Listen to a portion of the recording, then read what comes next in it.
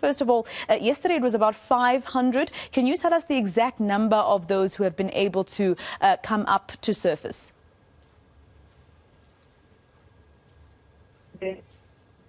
According to the report that we have received from the commander of the Joint Operational Center that was established yesterday afternoon, we have 107 miners that managed to force their way out to the surface this morning, and they were immediately attended to by paramedics on site.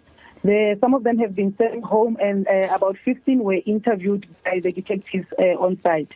What are they saying, Brigadier? Because yesterday we heard from our colleague Bafedile Moerane, it was between NUM and AMCU, turf wars at the mine, etc. Is it really a hostage situation? Can you confirm that?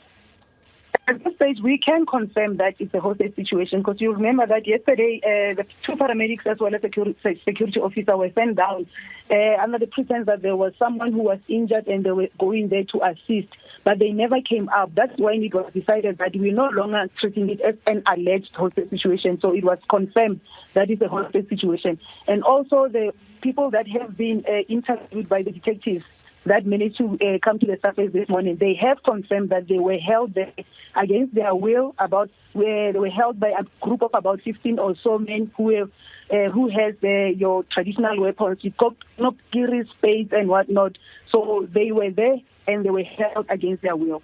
Do you know exactly, have they told investigators in those interviews with investigators who are those 16 men? Are they with AMCU? Are they with NUM? At this stage, they cannot confirm the union that those 15 or so men belong to, because remember, the focus now has to be able to get them information that is going to assist the police in terms of mobilizing the resources that are needed to be there, and also in terms of implementing the plan that they have. All right. So, Brigadier, where do investigations go from here on? Are you still, are officers and paramedics still being refused the ability to go down the shaft? At this stage, no one has gone down the shaft, but the police as well as other role players, they're still on scene, and they will not move there until the situation has been resolved, and the police will be opening a case of kidnapping. All right, Brigadier, I have to ask you this because remember it was AMCU and NUM turf wars that began that Marikana war back in 2012 in August, and then we saw what we then saw in, a little later on, 2016.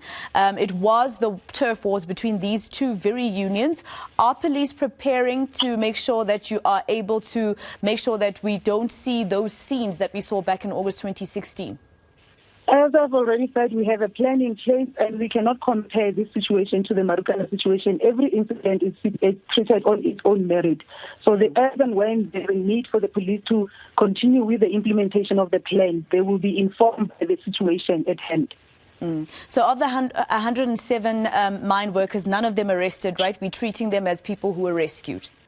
Yes, at this stage, those that have been interviewed, because remember I said only a few were interviewed.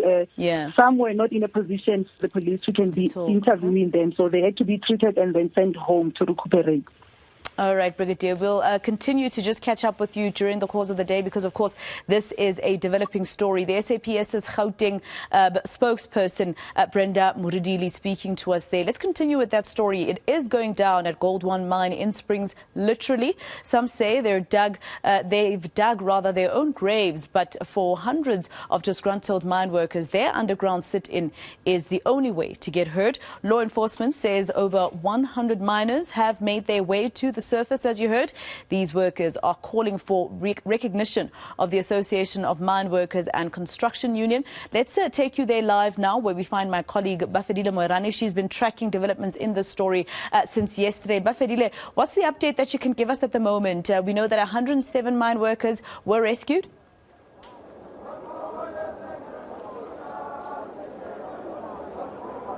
All right, it doesn't look like Bafedile can really hear us. We'll try and reconnect to her. She obviously is at the Gold One mine, where we've now heard that 107 mine workers have managed to actually come up to surface. Yesterday, it was about 500 of them in that hostage situation. So still quite a lot of them still underground. And as you heard there from Brigadier Brenda Muridili, she says about 16 men, according to the ones they've interviewed, about 16 men held the other miners hostage since around Monday morning after their morning shift.